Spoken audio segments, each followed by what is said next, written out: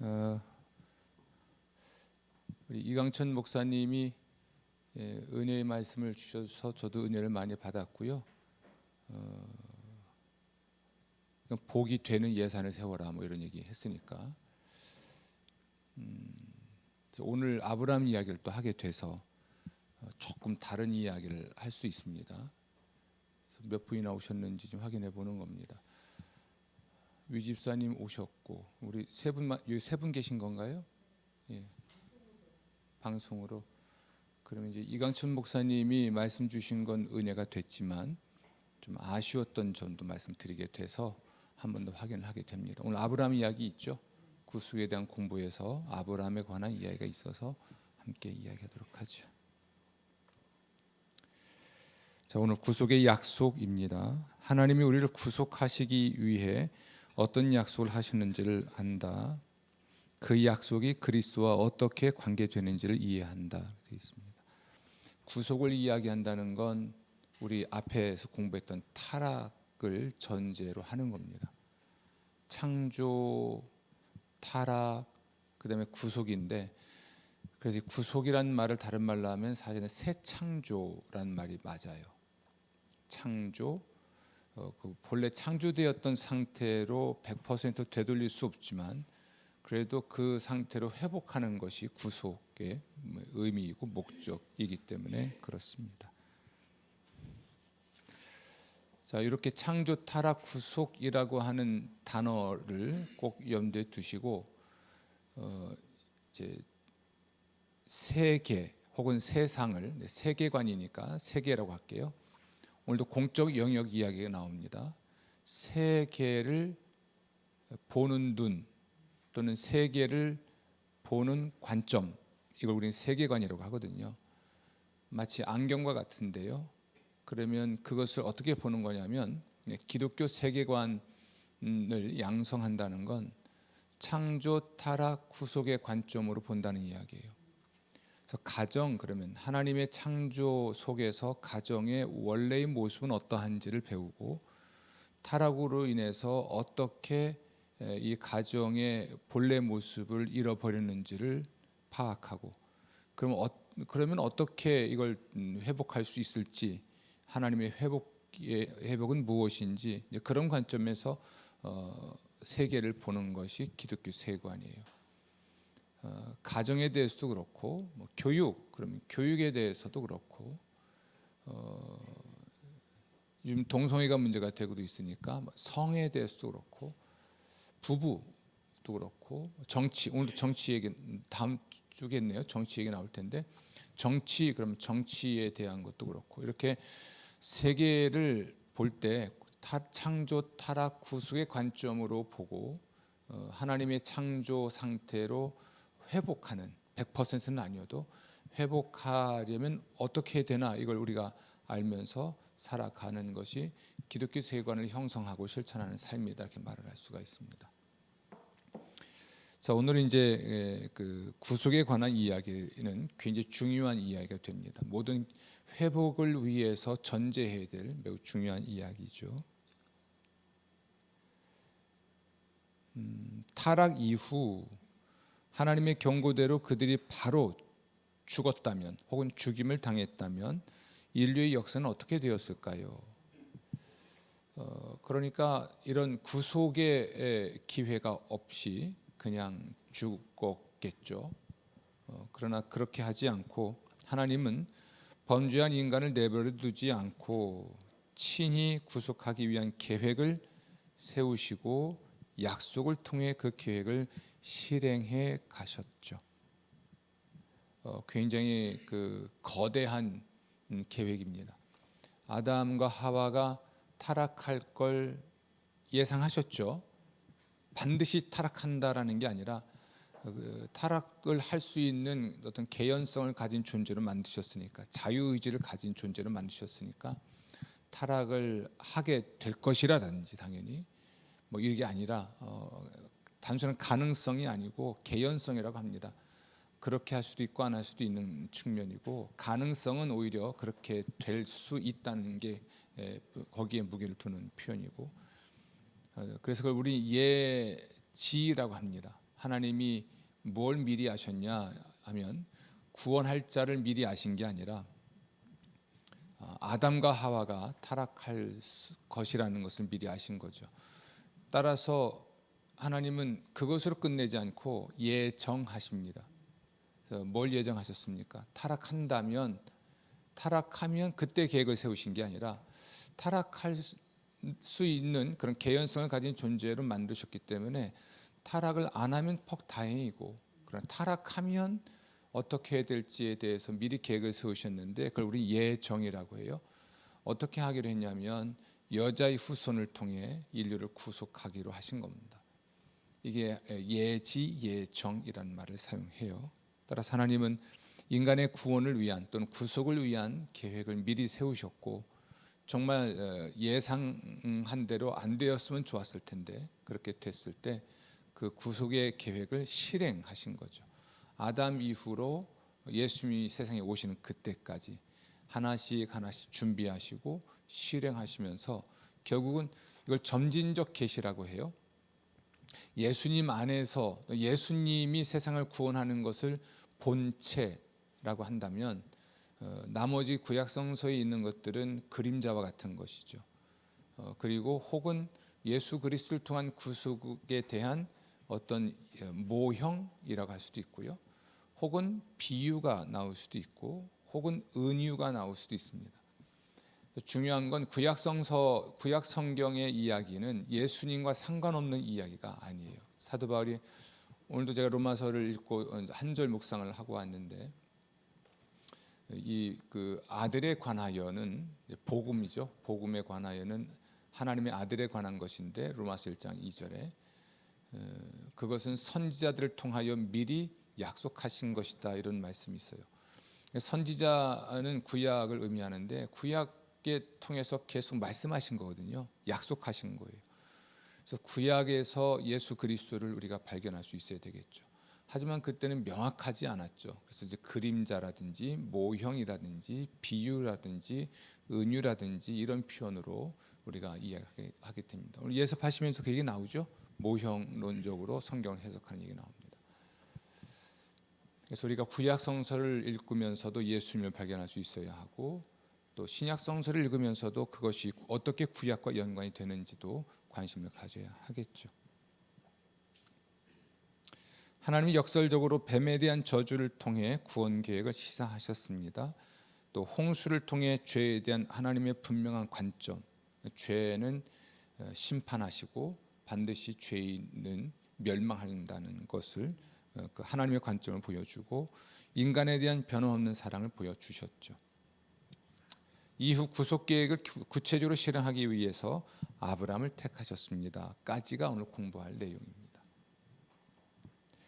창세기 3장 15절 보면 여자의 후손이 뱀의 머리를 상하게 한다라는 것이죠. 이것은 이제 범죄한 인간을 유혹한 뱀에 대한 하나님의 심판의 말씀이었어요. 그래서 너 까불었지만 결국 여자의 후손으로 올 구원자가 너를 치명적으로 상처를 입힐 거야 라는 얘기죠. 머리를 상하게 한다는 얘기는 이긴다는 얘기입니다.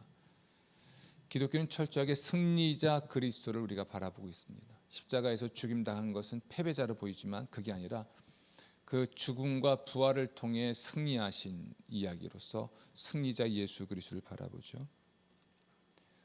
그래서 예수님의 사망과 부활을 통해 마귀에게 결정적 타격을 입히는 겁니다. 이걸 이제 다른 말로 하면 무장해제하셨다 이렇게 표현도 하고요. 그리고 이제 마귀는 여자의 후손의 발꿈치를 상하게 한다라고 되어 있죠. 그것은 치명적이지 않습니다. 발꿈치 정도를 상하게 한 거니까. 보통 뱀이 이제 발꿈치를 물겠죠. 이제 그 정도 가지고 인간이 치명적인 타격을 입진 않죠. 그래서 여자의 후손은 뱀의 머리를 상하게 하고, 머리를 상하게 한다는 것과 또 그 여자의 후손의 발꿈치를 상하게 한다는 것은 발꿈치와 머리는 대조되는 겁니다. 그래서 머리를 상하게 하는 건 치명적인 타격이고 발꿈치를 상하는 것은 아주 그냥 별거 아닌 타격이죠. 그래서 예수님의 죽음과 부활을 통해 하나님께서는 마귀에게 결정적인 타격을 입히셨습니다. 이것이 바로 하나님의 사랑이죠. 그래서 타락할 수 있는 존재로 만든 것도 은혜지만 타락하지 않을 수도 있었고요. 그러나 또 타락한다면이라는 걸 염두에 두시고 타락했을 때 어떻게 해야 되지 대책 세우신 게 아니라 미리 세우셔서 미리 정하신 후에 정말 타락했을 때 곧바로 시행하신 사건인데, 그 중에 대표적인 것이 무화과 나무 잎으로 치마를 해 입은 자신의 치부를 가린 사람들에게서 그것 대신에 뭘 입힙니까? 가죽옷을 지어 입히죠. 가죽 옷이라는 것은 짐승의 희생을 전제로 합니다. 그런데 하나님이 창조하신 동물, 그 짐승들은 하나님 보시기에 좋았던 하나님의 피조물이잖아요. 그가 지은 죄도 아닌데 그 짐승이 희생됨으로써 그 짐승의 피를 흘리고 생긴 옷, 가죽으로 옷을 입힘으로써 여기에서도 예수 그리스도를 통한 예수 그리스도의 희생적 죽음을 전제로 한 예언적 혹은 예표적 행위가 하나 있었던 거죠.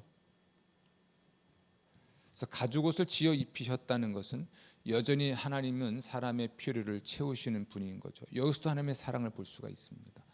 무화과 나무 잎이라는 것은 우리가 전제로 한다면 곧 말라 비틀어질 옷이고, 그것으로 인간의 어떤 치부를 가릴 수 없다는 건 인간이 만든 옷.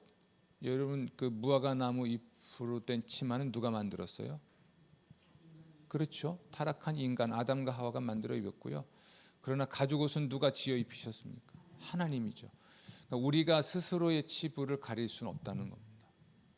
오직 하나님만이 우리를 온전히 가릴 수 있는데, 어떤 방식으로냐면 이제 가죽옷을 지어 입히셨듯이, 짐승을 희생하여 가죽옷을 지어 입히셨듯이 그의 아들을 희생하여 우리의 치부를 가릴 영원한 옷을 입히신 거죠. 이게 그리스도로 옷을 입히다라는 표현도 해당할 수 있습니다.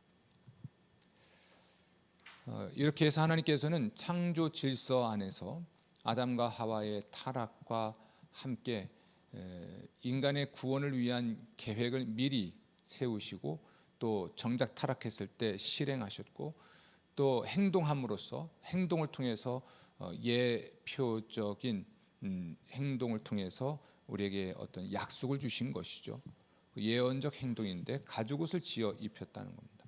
또 역설적이지만 마귀를 심판하시면서 이제 예언을 주시기를 여자의 후손이 마귀의 머리를 상하게 할 것을 미리 말씀해 주신 겁니다.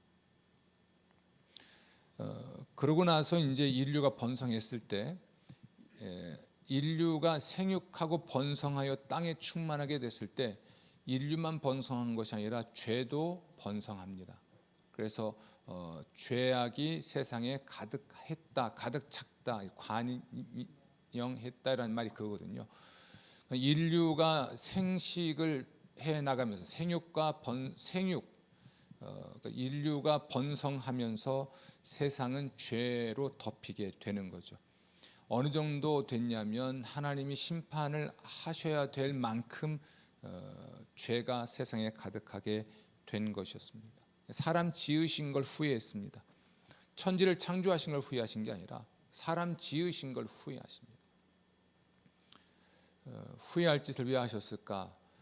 라는 얘기를 하는 것에 대한 답을 하려는 시간은 아니고, 그래서 후회했다라는 것은 한탄하시고 안타까워했다라는 표현이지 자신의 행위 자체를 부정했다는 의미는 아닙니다.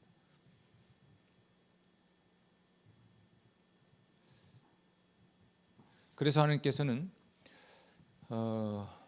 죄에 대해서는 심판하셔야 되니까 물로 그 세상을 끝내려고 하셨고, 그러나 또 사랑이시기 때문에 심판 이후에 세상을 준비하신 거죠. 그래서 마침 그때 노아라는 인물과 그의 가족 총 8명을 방주를 통해 구원하시고, 또 그 방주에 이제 그 암수 한 쌍씩 홍수 이후에 세상에 살게 될 존재들을 이제 싫게 되는 이것 또한 특별한 은총인 거죠. 그래서 죄에 대해서는 심판하실 수밖에 없지만 또 죄인을 구원하셔야 되는 하나님의 사랑으로 인해서 노아와 그의 가족이 방주를 준비하게 하시고 그들을 통해서 또한 세상의 어떤 구원의 씨앗이 되게 하셨습니다.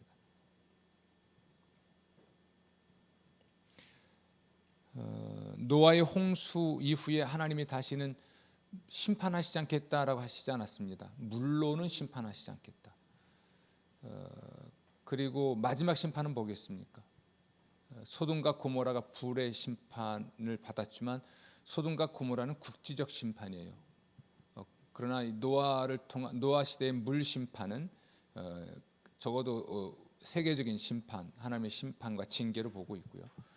그 마지막 때의 심판은 우리 예수님 강림하실 때인데 이제 요한계시록 가면 7 인을 떼는 것을 통해서 하나님의 심판이 실행되죠.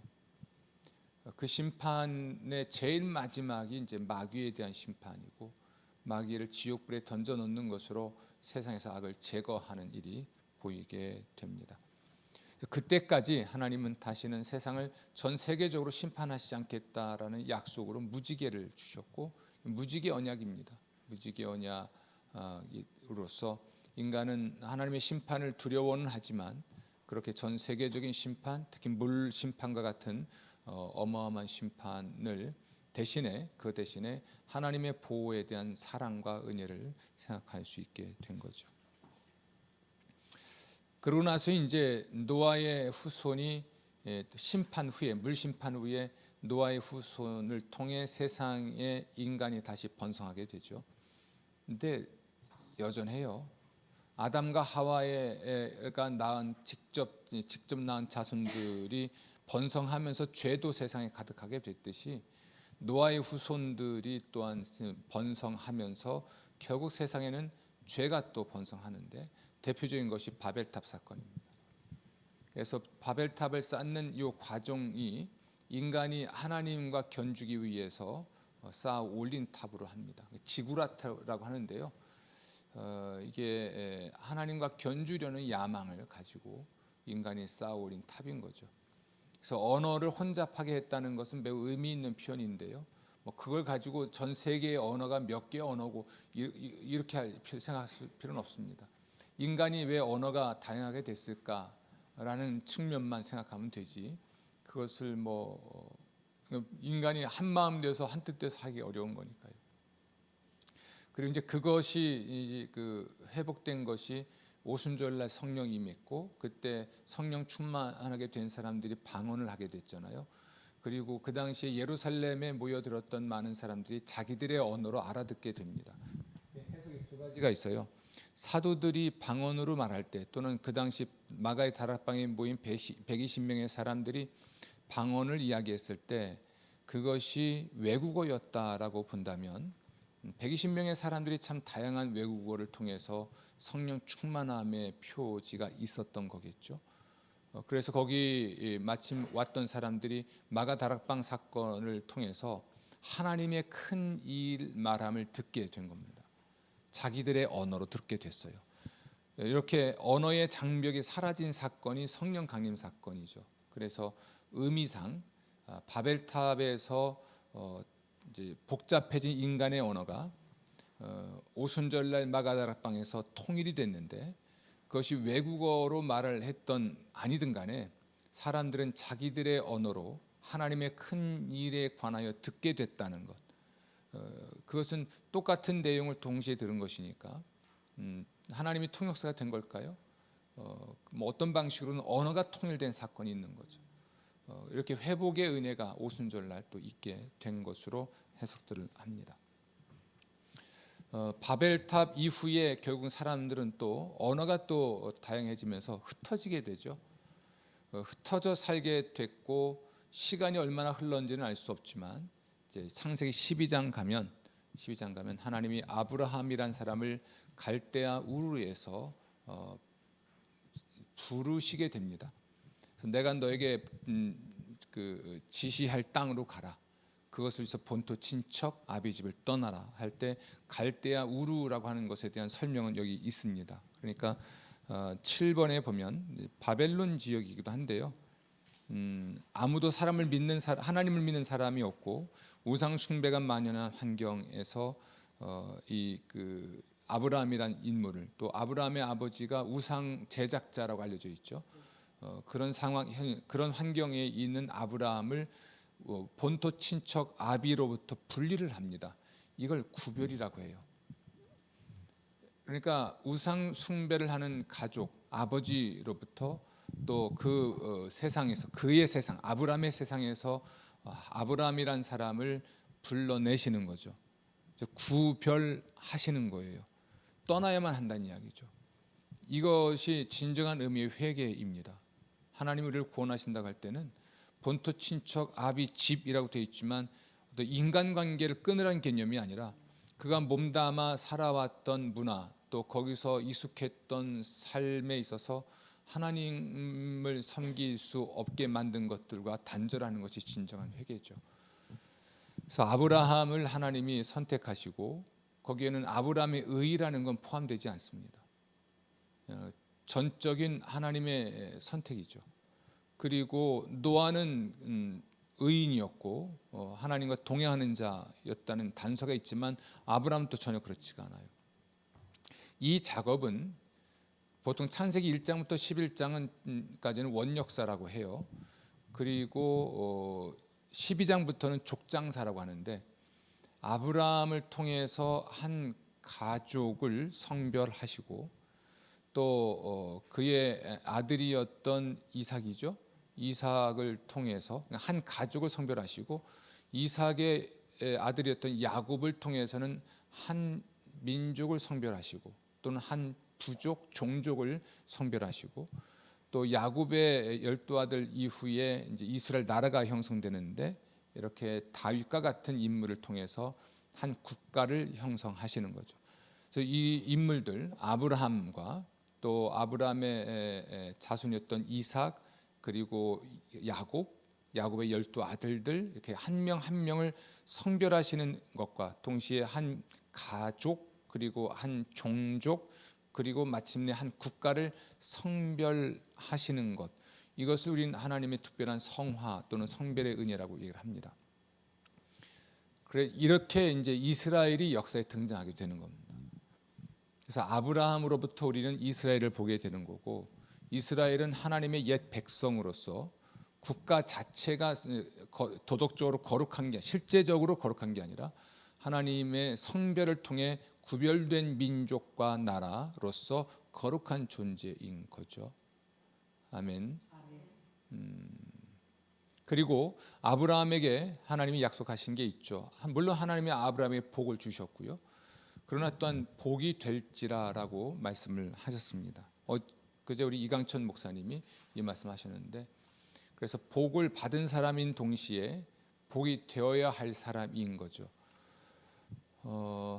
이 어떻게 복이 될 것인가라고 하는 것은 철저하게 그를 통해서 하나님의 구원자가 태어나게 되기 때문에 그런 것입니다.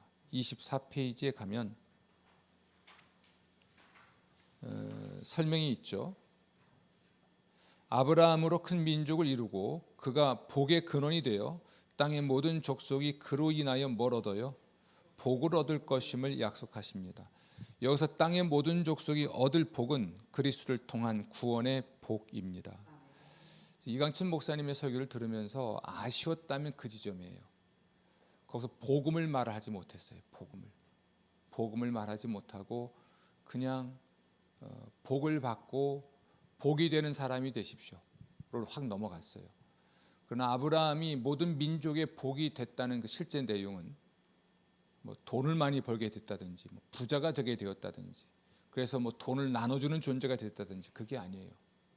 그 아브라함의 후손으로 오신 자손으로 오신 우선 아브라함은 정확하게는 이스라엘의 조상이죠. 이스라엘 백성의 조상이고 아브라함이 이스라엘 자손의 조상이 되었을 뿐 아니라 거기에서 다윗이 태어나게 되고 당연히 다윗의 후손으로 오신 하나님의 구원자 예수 그리스도가 태어나시게 되죠. 그렇게 됨으로써 세상을 구원할 구원자가 넓게는 이스라엘 민족에게서 나오고 좁게는 그들의 족장이었던 아브라함에서 나오는 거죠. 아브라함의 씨라는 말이 나옵니다. 근데 아브라함의 씨 혹은 아브라함의 자손이라고 할 때는 자손들이 아니라 아브라함의 자손으로서 단수형이에요.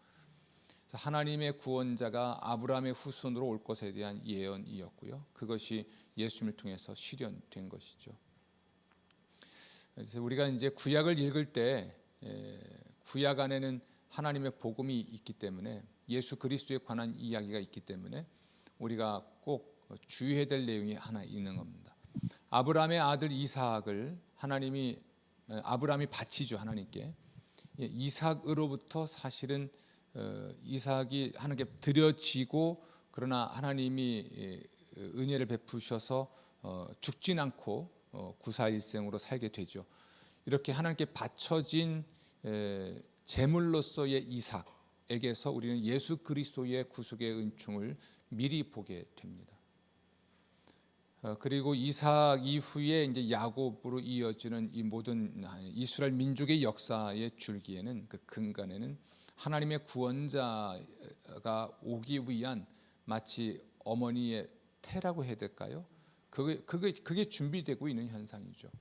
그래서 이스라엘 나라가 베드로서에 보면 택하신 족속이고 왕 같은 제상으로 우리 그리스도인과 교회를 표현해주고 있는데 그들은 곧 택함 받은 민족 그리고 제상 나라가 될 수 있었던 거죠.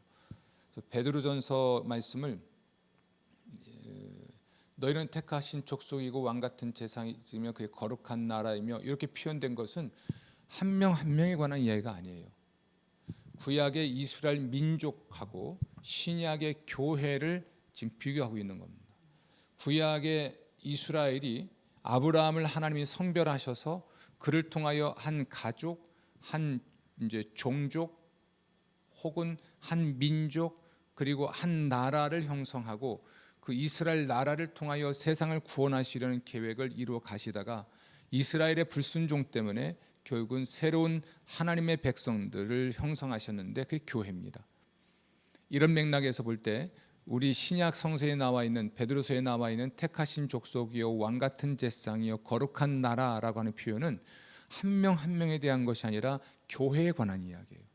많은 종교개혁자들과 그 후예들이 우리 시대에 이제 모든 사람이 제상이다라고 하는 말을 만인제상론을 잘못 해석을 해서 교직, 목회직의 무용론을 말하는 사람들이 있습니다. 오늘날 여러분 목사를 통해서 하나님께 나아가진 않죠. 우리 하나님께 나아가는 것은 우리 예수 그리스도를 통해서 나아갑니다. 그러나 구약의 제상에 했던 이 일들과 관련해서 하나님의 백성의 양무리를 돌보고 그들에게 하나님 말씀을 대언하고 그들을 위해 중보 기도하고 하는 이 위대한 일을 위해서 부르심을 받은 사람들이 목회자인 거죠. 목회직이 소용없다면 성경에 등장하지 않았을 것입니다. 어쨌든 아브라함 이야기를 이제 마무리하면서 이렇든 저렇든 결국 아브라함은 인류의 복이 된 것은 맞죠. 인류는 아브라함을 통해 복을 받은 게 맞습니다. 또 사실 또 엄밀히 말하면 아브라함뿐이겠습니까? 노아로 인해 복을 받은 것이죠. 노아. 그렇게 우리가 생각을 하고 누군가에게 우리가 복이 되어야 한다. 제가 최근에 한 2번 정도 얘기한 것 같습니다. 누군가에게 복이 되어야 한다. 하나님께서는 은사를 이야기한다면 나를 통해서 다른 사람들에게 복을 주길 원하세요. 그런데 내가 나의 소명, 나의 부르심을 외면하면 결국 나는 하나님이 누군가에게 주실 복을 빼앗게 되는 거죠. 이게 반복되면 나는 더 이상 하나님의 축복을 위한 도구가 될 수 없고 버려지게 됩니다. 그래서 오늘 24쪽에 보면 아브라함과 같은 사람이 되자라는 거잖아요. 아브라함처럼 누군가에게 복이 되는 사람이 되자. 나를 통해서 하나님의 복음이 전해지게 해야 된다는 이야기입니다. 그런 맥락에서 우리 이강천 목사님이 복이 되는 예산을 세우라는 얘기하고 선교비 예산하고 더블 예산 이렇게 했지 않습니까? 8억인데 일반 회계를 교회 예산을 8억 세우고 또 선교비 예산을 또 8억을 세우고 더블 예산을 세웠더니 교회가 부흥했다. 특별한 걸 일반화시키면 굉장히 위험합니다. 그래서 많은 성도들이, 저도 은혜 받고 나오면서 제 아내에게 그랬습니다. 복이 되는 예산 좀 세워봐, 나를 위해서. 그랬더니 막 웃었어요. 이행기 목사한테도 아유 이제 복이 되는 예산을 세우겠다 그랬더니 할렐루야, 밥 살 거죠? 그러고 갔는데 은혜 많이 받았습니다. 아쉬움은 성서를 해석하는 지점에서 좀 아쉬움이 있는 겁니다. 오늘 공부를 한 것 관련해서 이제 구속에 대한 이야기의 그 성경의 이야기, 구속에 관한 이야기의 토대가 되는 성경 이야기를 먼저 하게 됐습니다. 타락한 인간을 위한 하나님의 배려에 몇 가지가 있는데, 첫 번째는 가죽옷을 지어 입히신 것, 그 전에 여자의 후손이 뱀의 머리를 상하게 한다는 것, 그 다음에 예언이죠. 그 다음에 가죽옷을 지어 입히신 것의 예표적 행위, 이제 짐승의 희생 제사를 미리 보여줬고, 구약 성서에 남아 있는 이스라엘의 제사 때 사용됐던 짐승의 희생을 통한 이스라엘 백성들의 구속에 대한 이야기, 그리고 그 짐승의 피 흘림을 통해서 이스라엘이 용서받는 것이 그 예수 그리스도의 피 흘림을 통한 하나님의 구원에 대한 예표적 행위라는 것, 모형이라는 것을 이해하시면 되겠습니다. 중간에 보면 노아를 통해서 하나님이 세상을 구원하시는 것도 사실은 죄를 심판하셔야 되는 하나님의 공의가 있었지만, 또한 동시에 심판 이후의 인류를 위해 노아와 그의 가족을 보존하시는, 방주를 통해 보존하시는 것도 하나님의 은혜고, 무지개 언약을 주셔서 그렇게 심판보다는 하나님의 구원과 돌봄을 생각해 하신 것도 하나님의 은혜다.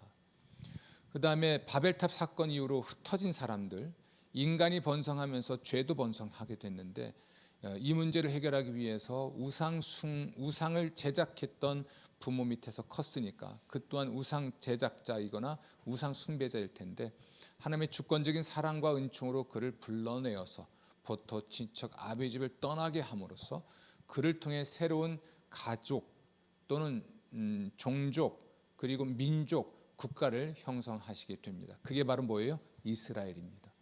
이스라엘의 이야기를 위해서 12장에 아브라함이 등장하는 것이고, 아브라함은 정확하게 이스라엘의 조상인 거죠. 그러나 우리는 아브라함이 믿음으로 순종하여 세상의 구원을 위한 민족을 형성하게 됐듯이, 우리 또한 예수를 믿는 믿음으로 하나님께 의롭다함을 받는 차원에서 아브라함이 모든 믿는 자의 조상이 되는 겁니다. 이스라엘이든 이스라엘이 아니든, 유대인이든 유대인이 아니든 하나님을 믿는 믿음으로 다 의롭다함을 받았고 하나님의 구원을 얻었다는 맥락에서, 혈통적으로는 우리가 유대인이 아니지만 영적으로는 예수 믿는 믿음으로 우리는 구원받은 자로서 아브라함이 우리 모든 믿는 자의 조상이 되는 것입니다. 구속에 대한 이야기 말씀드렸고, 이와 관련된 성경의 이야기를 드렸습니다. 자, 이런 내용들을 좀 정리를 한 것이 구속의 의미와 모형에 관한 글입니다. 구속이라는 것은 대신 값을 치르고 구하는 거죠. 따라서 예수 그리스도께서 자신을 희생하시고 그것을 통해서 하나님이 우리를 구원하시는 것, 이것을 우리는 하나님의 구속이라고 말을 합니다. 이 구속과 관련된 단어가 두 개가 있습니다. 하나는 대속인데, 대속이라는 말은 대신이라는 것을 강조하는 표현으로 보면 될 것 같아요. 대신, 값을 치렀다. 값을 치렀다라고 할 때, 대신 값을 치렀다고 할 때 대신이라는 걸 강조한 것은 대속의 개념으로 보면 되겠고, 값을 치렀다라는 걸 강조하는 것은 속량으로 보면 될 것 같습니다. 노예들을 돈 주고 사서 해방하는 것, 이게 속량이거든요. 따라서 거기서는 값을 치렀다라는 것이 훨씬 더 강조하면 될 것 같고, 대속은 대신이라는 걸 강조하면 되겠고, 대속과 또 속량을 묶어서 우리는 구속이라는 말로 설명하면 어렵지 않을 것 같습니다. 이렇게 참된 구속은 예수 그리스도를 통한 회복인데, 이 회복이라는 개념 자체가 창조 상태로의 회복인데요, 100% 회복될 수는 없습니다. 방금 말씀드렸죠. 인간이 번성할수록 세상에는 뭐도 번성해요? 죄도 번성합니다. 왜요? 인간은 원죄를 가지고 태어나기 때문에 그렇습니다. 아담과 같은 인물이 번성했으면 죄가 함께 번성하지는 않았죠. 그러나 죄를 가진 인간이 번성하면서 자연스럽게 죄도 번성할 수밖에 없었습니다. 요한 웨슬레는 가끔 이제 죄의 문제를 어떤 바이러스에 감염된 상태로 설명도 하거든요. 코로나19 때 한 사람이 감염이 되면 격리했잖아요. 왜냐하면 그 한 사람이 계속해서 퍼뜨리니까 전염시키기 때문에. 그래서 죄라는 것이 죄인 한 사람이 죄를 전염시키는 거죠. 마음에 있는 죄가 어떤 메커니즘으로 누군가한테 전달되는 개념이 아니고 부패한 본성, 원죄를 가진 사람이 말하고 행동하고 살아가는 그 삶을 통해서, 또 그러한 사람이 구축한 문화를 통해서, 우리 공적 영역 얘기하겠지만 계속해서 죄라는 것은 곳곳으로 확산되어 갑니다. 그래서 우리가 이 코로나 걸린 사람이 만진 것은 그것을 통해서, 또는 코로나 걸린 사람의 침이나 이런 걸 통해서 분비물을 통해서 감염이 되기 때문에 이런 것들을 우리가 주의시키잖아요. 독감이 걸렸다 한 사람이, 그러면 바로 해야 될 게 격리입니다. 그래서 그릇도 따로 써야 되는 거죠. 수저도 따로 쓰고, 다 수건도 따로 쓰고. 독감 환자의 경우는 이것은 그 사람이 퍼뜨리는 어떤 그 바이러스가 그가 만졌던 물건을 통해서, 또는 그의 입에서 나오는 어떤 침을 통해서 확산되니까 결국 독감 한 명 걸리면 온갖 다 걸리는 겁니다. 같은 공간에, 밀폐된 공간에 사는데 안 걸릴 수가 없죠. 그래서 이 구속의 문제는 인간의 구원으로 제한되지 않고 하나님 만든 모든 피조물의 구원과 연결이 되어 있습니다. 하나님이 타락한 인간을 내게 벌을 주실 때 인간에게만 벌을 주신 게 아니라 동시에 땅도 저주를 받게 됩니다. 하나님 만든 창조 질서가 훼손돼 버린 것이죠. 요한계시록 가면 만물을 내가 새롭게 한다라는 표현이 나와요. 인간의 새로움만이 아니라 만물을 새롭게 하시는 거죠. 지금의 세상이 타락한 인간이 자연을 훼손해서 우리가 겪게 되는 재앙과 같은 기후재난이 있지만, 그렇다고 해서 캠페인을 한다고 해서 이것이 나아질 수 있겠는가, 그렇게 보이지는 않습니다. 인간의 본성이 부패했으니 사람이 바뀌지 않고 어떻게 자연이 회복을 할 수 있겠습니까? 또 하나, 인간이 망가뜨렸지만 창조하신 분이 하나님이시라서 인간이 더 이상 망가지지 않도록 대안을 마련하셨듯이 지금도 하나님이 세상을 통치하시면서 더 이상 망가지지 않게 막고 있다고 봐요. 그래서 우리 인간의 노력, 더 이상 자연을 훼손하지 않으려는 노력은 매우 중요하지만, 또한 동시에 하나님이 이 땅을 치유하시도록 기도해야 합니다. 벌써 덥죠. 30도가 훅훅 넘어가는데 올 여름이 어떻게 될지 모르겠습니다. 벌써 답답증이 생겨요. 이제 문 닫고 살아야 되고, 문을 열어놓을 수 없는 게 뜨거운 열이 밖에서 들어오니까 문을 닫아야 되고, 그러면 에어컨 틀어야 되고, 그러면 그 안에 미세먼지가 가득하게 되고 공기청정기가 들어오는 거예요. 아무튼 가전업자만 다 돈 벌고 사는 겁니다. 공기청정기도 하나 가지고 안 되니까 두 개씩 놓는 사람도 있습니다. 손 청결케 해야 되고, 갇혀 사는 거예요. 우리가 갇혀서 이런 세상을 우리가 살게 된 것이 기후의 또는 자연의 역습이라고 하지만, 인간이 망가뜨렸기 때문에 당연히 보복을 당하고 있다고 보는 거거든요. 인간이 캠페인을 하면 얼마나 더 나아질 수 있을지 모르나 하나님께서 지탱하지 않으면 이 세상은 곧 몰락하게 되어 있죠. 그래서 하나님의 치유가 지금도 있다고 보고요. 인간의 캠페인을 통해서 세상이, 자연 환경이 나아지는 것도 있겠지만, 그러나 하나님이 지탱하고 계시어서 회복의 힘이 있는 거죠. 아직은 여러분 열대야를 또 느끼기도 하지만 건조하니까, 습하지 않으니까 좀 살만해요, 그나마. 근데 이제 비까지 오면, 이게 습해지면 우리 굉장히 이제 불쾌지수 높아지고 힘들어지겠죠. 하나님의 회복은 인간과 인간의 영혼에 대한 회복만이 아니라 자연에 대한 회복도 최종으로 이루어진다는 것 잊지 마시고, 또 자연을 훼손하는 방식으로 하나님의 창조 질서를 무너뜨리는 것은 단지 인간을 유혹하여 범죄케 하는 것만이 아니라 자연을 훼손하는 마귀의 역사도 있다고 봅니다. 그래서 이제 영적 전쟁을 공부하고 영적 전쟁을 강의할 때 전무후무한 대홍수 사건, 이런 것들에 대해서도 악한 영의 역사로 접근을 하는 경우가 있습니다.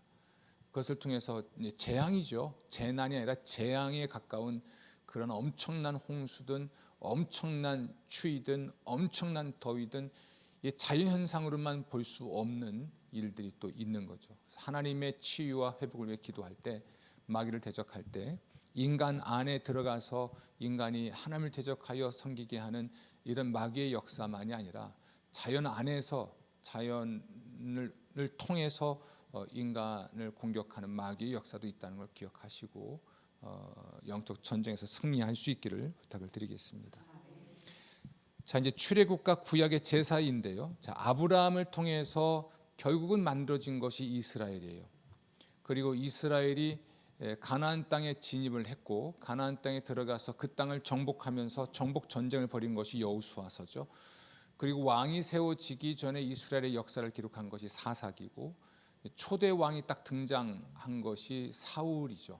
그리고 두 번째 왕이 다윗이고 다윗 이후에 솔로몬의 때에는 나라가 나뉘게 되고 이스라엘 나라가 지구상에서 사라지게 됩니다. 나라가 이스라엘 나라가 회복된 건 이제 2차 세계대전 이후에나 지금 이스라엘 땅 팔레스틴 땅에 나라가 회복된 것이고요. 종족은 살아 있지만 그래서 이스라엘에 대한 하나님의 선택과 축복은 중단되지 않았습니다. 로마서 9장, 10장, 11장에서 그러면 이스라엘의 미래가 어떠할 것인가에 대해 바울이 답을 주고 있고요. 그리고 이제 요한계시록 가도 결국 유대인들이 전 민족적으로 구원받을 날이 올 것이고요. 지금은 이제 거의 뭐 예수님이 태어나시고 자라나시고 사역한 땅의 사람들이 예수를 믿지 않는 아이러니가 있지만 교회들이 이제 이방인의 수가 다 차면 곧 유대인이 아닌 사람들에 대한 하나님의 구원이 완성이 되면 유대인들이 대거 회심하고 구원받는 역사가 있게 되겠죠. 이렇게 아브라함에 통해서 하나님이 하려고 하신 것은 한 개인의 구원이 아니라 하나의 세상을 구원할 대리자로 아담과 하와 한 개인을 세우셨었지만 이제는 한 나라를 세우시고 그 나라를 제상 나라 삼아서 세상을 구원하는 일을 하려고 하셨지만 이스라엘의 실패로 그 계획이 보류가 되죠. 그리고 나서 세워진 것이 한 명 한 명을 구원하는 개념이 아니라 교회를 세우는 겁니다. 교회가 그래서 중요한 거예요. 주님께서 우리를 구원하시는 것은 맞지만 주님은 내가 내 교회를 세우겠다고 그랬습니다. 그리고 그 교회를 베드로는 말하기를 택하신 족속이요 왕 같은 제사장이요 거룩한 나라라고 말을 하고 있는 거거든요. 곧 구약의 이스라엘과 같은 새로운 하나의 나라, 하나의 새로운 종족, 새로운 하나의 공동체가 만들어졌는데 그것이 교회예요. 그래서 예수 그리스도를 통한 구속의 목적은 교회를 설립하는 데 있지 한 영혼 구원해서 잘 살게 하려는 데 있지 않습니다. 정말 한 영혼을 구원하여 잘 살게 되는 환경, 그 환경 또 그들이 예수님 재림의 때까지 세상을 구원하는 일을 같이 할 수 있게 하는 것이 교회이기 때문에 우리 그리스도인들은 교회가 되어야 건강하게 성장할 수 있어요. 이게 녹화가 될지 뭐요? 이제 정권이 바뀌고 나서 뭐 참사, 이태원 참사, 오송 참사에서 뭐 특검한다고 그러죠. 과거에 우리 박근혜 대통령이 탄핵당할 때는 뭐가 있었죠? 세월호가 있었습니다. 그때 뭐 했냐라는 거예요. 거기에 지도자들이 어디 있었냐라는 겁니다. 컨트롤 타워에서 컨트롤해야 될 대통령이 어디 있었냐. 별 소문이 다 있었잖아요. 미용실이 있었다, 뭐 했다, 별소리 다 합니다. 컨트롤 타워의 부재, 청주시 시장 나와서 그게 하더구만요. 시 책임이 아니다. 이걸 변호하고 있는 거거든요. 누구 책임인가? 책임 떠넘기기도 하거든요. 이 말씀 드리는 건 나라도 공직에 있는 사람은 그가 관할하고 있는 지역 내에 생긴 현안들, 문제에 대해서 책임 밖에 있는 사람이 아니에요. 그러면 그 자리에 있어야 되는 거예요. 공직에 있으니까 공적인 자리에 있고 거기서 업무가 진행될 수 있도록 지켜주는 거죠. 그래서 이 공직에 있는 사람들은 어려운 겁니다. 이게 이제 공적 영역 이야기로 넘어오게 되겠습니다. 자, 어쨌든 이렇게 이스라엘 민족이 하나의 국가가 형성되기 전에 이집트에서 노예살이했죠. 이집트에서 노예살이하는 것 또는 아브라함이 갈대아 우르에서 살게 된 상태, 이 상태에서 벗어난 것, 이것을 하나의 구원으로 보는 거죠. 이집트에서 탈출하게 된 것, 이것을 하나님의 구원 역사로 보고, 홍해를 건넌 것을 세례로 보고, 광야 40년을 순례길로 보고, 요단강 건너가 가나안 땅 들어간 것을 완전한 구원으로 보는 것이 모형론적 성경 해석입니다. 그래서 오늘 이스라엘 민족의 역사, 그들의 역사를 통해서 출애굽, 민수기까지 묵상했지만 이스라엘 민족의 역사를 통해서 오늘날 교회의 모습도 볼 수 있고, 교회 안에 있는 나라는 존재도 볼 수가 있는 거죠. 그들을 구원하시는 하나님의 사랑과 은총을 경험할 수가 있는 겁니다. 그래서 27페이지 보면 그들을 통해서 하나님이 주신 율법, 그 중에 10계명 물론 구약의 제사는요, 예수님의 십자가 구속을 예표하는 중요한 의식이다라는 것이 마지막 문단에 있습니다. 구약의 제사는 동물의 피 흘림을 통한 대속의 예식인데, 동물의 피 흘림은 앞으로 오실 그리스도의 십자가 피 흘림을 예표합니다. 따라서 동물의 피는 무엇이에요? 그림자이고, 실제로는 예수께서 바치신 제사, 자기를 희생하여 바친 제사가 실체인 것이죠. 그래서 우리가 이것을 예표적 성서 해석 또는 모형론적 성서 해석이라고 이야기를 합니다. 성소의 구조를 보면, 여러분, 지성소 안에는 1년에 딱 한 번 대제상이 들어가지만 법궤가 있죠. 성소에 들어가면 떡상이 있고 등잔 있고 그다음에 향단이 있습니다. 이것에 대한 해석이 있습니다. 그래서 우리가 떡상이 있고 등잔에서 불을 비추는 거죠.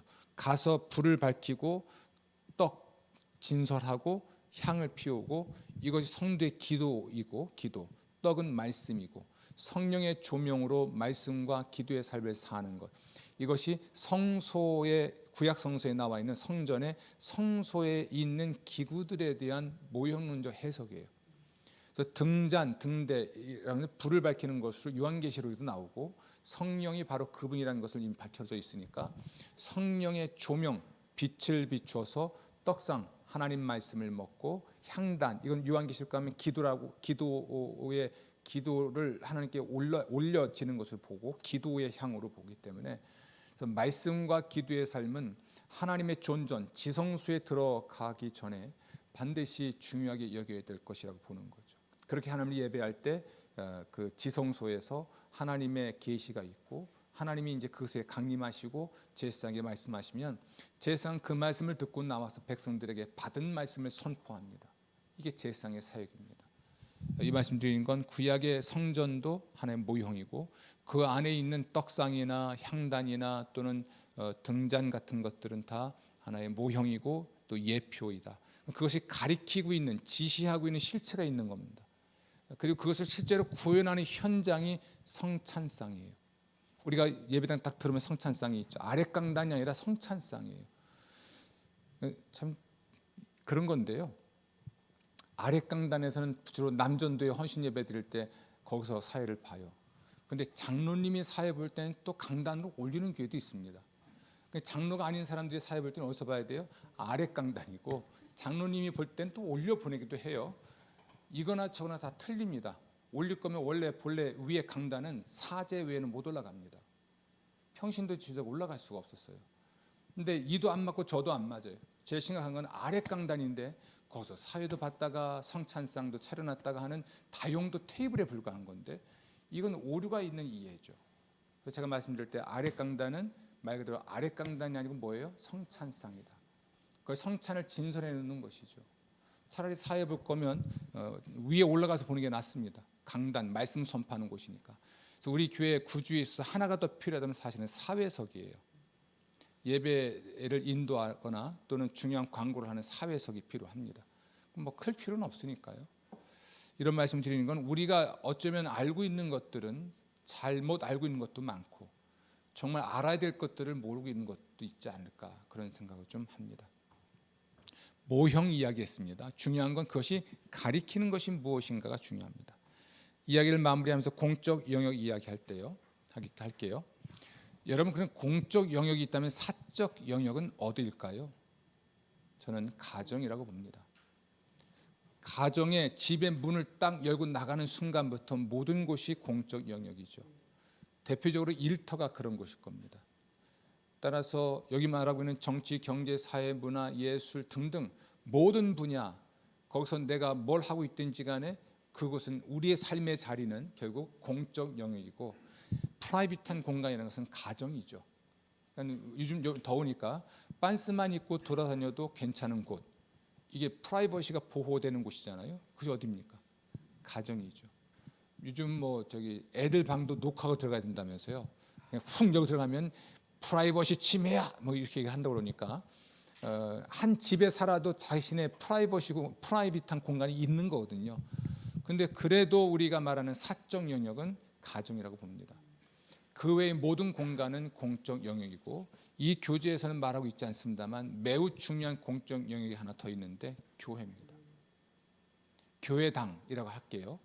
그러면 우리의 일터가 아닌 또 다른 공간이 하나 있는데 교회당이죠.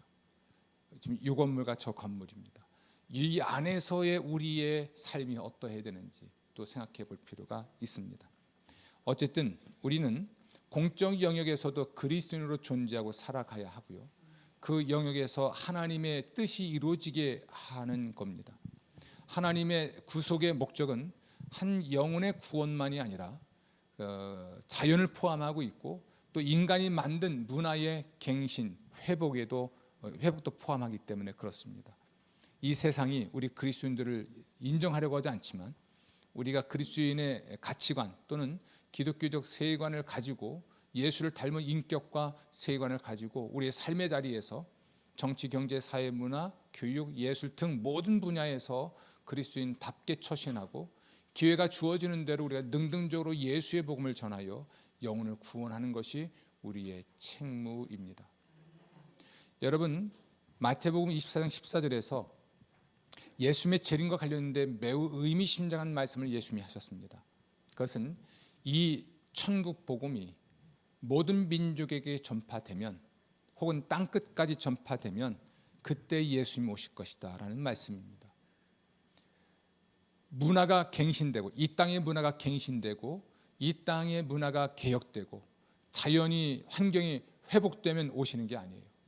예수의 복음이 땅끝까지 전파되면, 모든 민족이 복음을 듣게 되면 그때 예수님 오십니다. 교회의 본질적 사명은 복음 전도에 있습니다.